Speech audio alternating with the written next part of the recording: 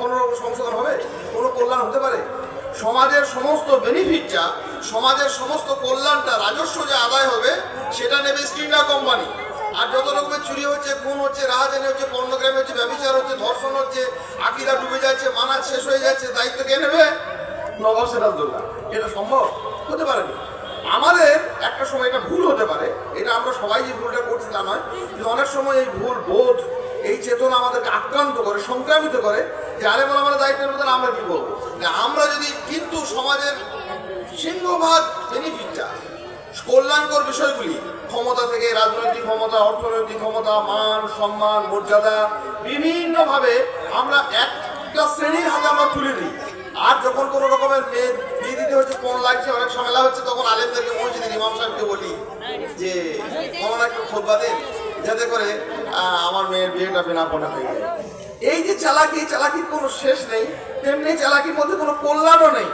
যখন আমি বিপদগ্রস্ত হই বিভিন্নভাবে, ব্যবসা বাণিজ্যে লেনদেন, বন্ধকি কারবার, হাজার রকম, আমি যখন ক্ষতিগ্রস্ত হই তখন আলেম ওলামাদের কাছে গিয়ে বলি মৌলানা এই ব্যাপারে ফতোয়া দেন, এ ব্যাপারে আলোচনা করুন। আর আমি যখন ওই ব্যাপারে বেনিফিটটা পেয়ে যাই, আমার পকেটে ঢুকে যায়, তখন বলি মোটামুটি ঠিকই চলছে, চারপাশে চলতে গেলে আমাদের এগুলো করতে হবে। এই ধরনের চালাকি করে যদি এই আলোচনাটাকে আমরা নিজেদের স্বার্থে ব্যবহার করার চেষ্টা করি, তাহলে কিন্তু কোনো কল্যাণ হবে না। একটি কথাই মনে রাখতে হবে, আমি জানি এই ধ্বংসের দায় ভাগে আমরা সকলে সমান অংশীদার। অপরে পাওনা আদায় করেছে আগে, আমাদেরই পরে দেনা শোধবার ভাগ। আমরা দায়িত্বশীল প্রত্যেককে। আর দায়িত্বটি হচ্ছে, দায়িত্ব শব্দটি হচ্ছে একমাত্রিক নয়, বহুমাত্রিক। সকলকে দায়িত্ব নিতে হবে, দায়ভার নিতে হবে, এবং যাকে দায়িত্ব দেবো তার পূর্ণ দায়িত্ব পালনের, একজন মসজিদ ইমামের দায়িত্ব আছে, এই দায়িত্ব নিয়ে তাকে কৈফিয়ত দিতে হবে। কিন্তু আমাদেরকেও কৈফিয়ত দিতে হবে সেই দায়িত্ব পালনের পূর্ণ সুযোগ সুবিধা তাকে দিলাম কি না। মসজিদের একটা অথর্ব জুজু, মানে ছোট জগন্নাথ বলে একটা আমাদের বাংলায় প্রচলিত একটা প্রবাদ আছে, একটা মানে ছোট কথা আছে, সেই রকম ভাবে ঢাল নেই, তলোয়ার নেই, নিধিরাম সর্দার মানসার আলেম ওলামা, মসজিদের ইমাম, আমাদের সংগঠনের দায়িত্বশীল সকল মানুষকে আমি কোনো ক্ষমতার খাতা নেই, তার কাছে কিছু পাওয়ার নেই, তাকে কোনো ধরনের জায়গাতে আমি পৌঁছইনি, তার জন্য না সময় ব্যয় করেছি, না অর্থ ব্যয় করেছি, না চিন্তা ভাবনা ব্যয় করেছি, না তার পরামর্শ শুনেছি, না তার আনুগত্য করেছি, কিছুই করিনি। শুধু সমস্যা নিরসনের জন্য, আমার ছেলে পর্নোগ্রাফি দেখছে, আমার ছেলে লটারি কাটছে, আমার ছেলে লটারি কেটে সব উড়িয়ে দিল, জুয়া কেটে শেষ করে দিল, তখন আলেম ওলামাদের কাছে গিয়ে বলে আপনি সংশোধন করুন। এটা চলে না, এটা হয় না, এটা অবাস্তব, এটা অবৈজ্ঞানিক, এবং এটা কখনো সম্ভবপর হয়ে ওঠে না। কাজেই আমাদেরকে সত্য সত্য আলেম ওলামাদের ভূমিকা, আলেম ওলামাদেরই ভূমিকা কে করবে, কার কাছে আছে? সমাজ সংশোধনের নিরন্তর যে সমস্ত উপকরণগুলি আল্লাহ সুবহানাহু ওয়া তাআলা পবিত্র কোরআন এবং সুন্নাহ দিয়েছেন, প্রত্যেক যুগে নবী রাসূলদেরকে পাঠিয়েছেন, তাদেরকেই এই দায়িত্ব দিয়েছেন। ওয়াল্লাযী বা'আসা ফিল উম্মিয়িনা রাসূলাম মিনহুম ইয়াতলু আলাইহিম আয়াতিহি ওয়া ইউযাক্কিহিম ওয়া ইউআল্লিমুহুমুল কিতাবা ওয়াল হিকমা।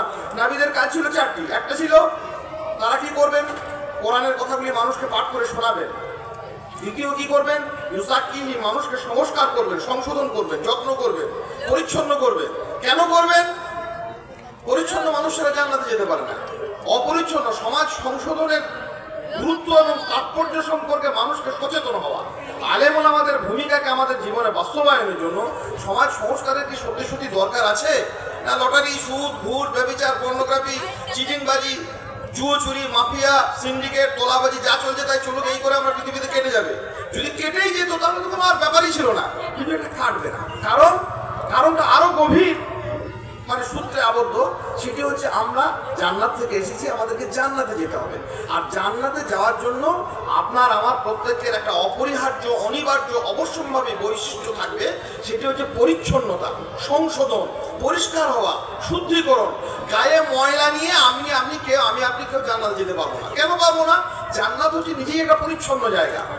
আমরা সামান্য কোথাও যেতে গেলে, স্টেজে আসতে গেলে আমরা নিজের কাপড়টাকে দেখে থাকাই, যেমন ময়লা হয়ে গেল, ট্রেনে অনেক সকালবেলা পৌঁছে গেল, দেখে কেমন কিন্তু লাগে।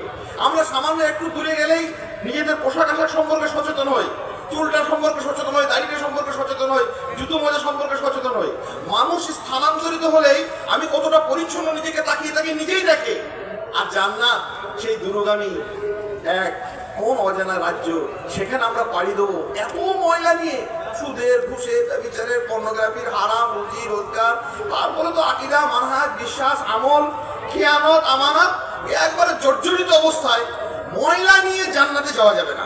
তাহলে সমাজ সংশোধনে আলেমদের দায়িত্ব, এই বিষয়ে আমরা যদি কিছু উপকৃত হতে চাই, দুটো তিনটে কথা আমাদেরকে জেনে রাখতে হবে। প্রথম কথা হচ্ছে দায়িত্ব কাকে বলে, দায়িত্ব কিভাবে প্রতিপালিত হয়, মানে দায়িত্ব কিভাবে মানুষের কাছে উপস্থাপিত হতে পারে, আর সমাজ সংশোধনের দরকারটা কি। দরকারটা হচ্ছে এখানে যে ময়লা নিয়ে আমরা কোথাও যেতে পারবো না, জান্নাতে যেতে পারবো না, অন্যান্য জায়গায় যাওয়া যাবে। ময়লা নিয়ে পার্লামেন্টে যাওয়া যায়, যত গায়ে ময়লা বেশি থাকবে পৃথিবীর অধিকাংশ রাজভবনে যাওয়ার তত তার অগ্রাধিকার। যত চুরি করতে পারবে, যত মাফিয়া, যত তোলাবাজ, যত সিন্ডিকেট, যত ঘুষ, যত সুদ, যত আপনি যত চোরা চালান কারবারি, তার সমাজে তার খ্যাতি কত, পাহাড় প্রমাণ খ্যাতি, সম্মানের শেষ নেই। ফুলের মালা নিয়ে তাকে বরণ করার জন্য লক্ষ লক্ষ মানুষ দাঁড়িয়ে আছে। হ্যাঁ, আমাদের তো এই মজলিসে সে নিয়ে আমি তো কথা বলতে চাইছি না।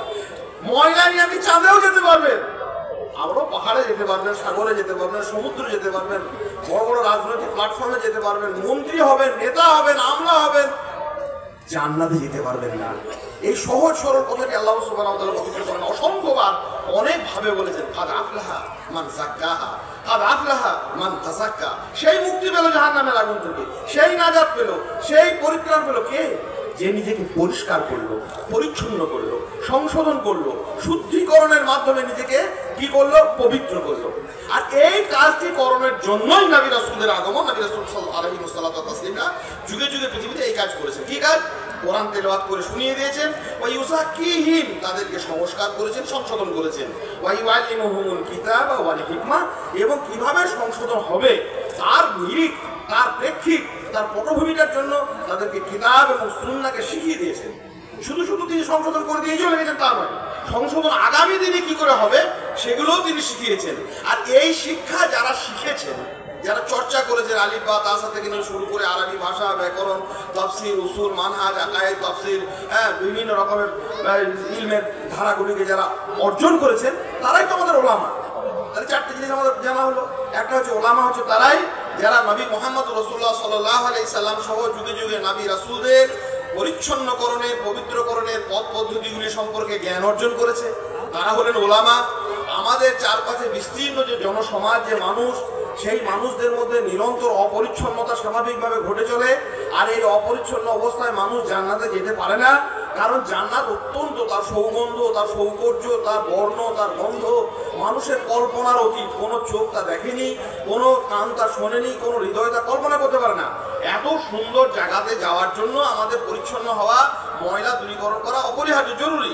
সেই জন্য আমাদেরকে পরিচ্ছন্ন হতে হবে। সেই পরিচ্ছন্নতা করবে কারা? তাদের দায়িত্ব আছে আলেম ওলামাদের, নিঃসন্দেহে।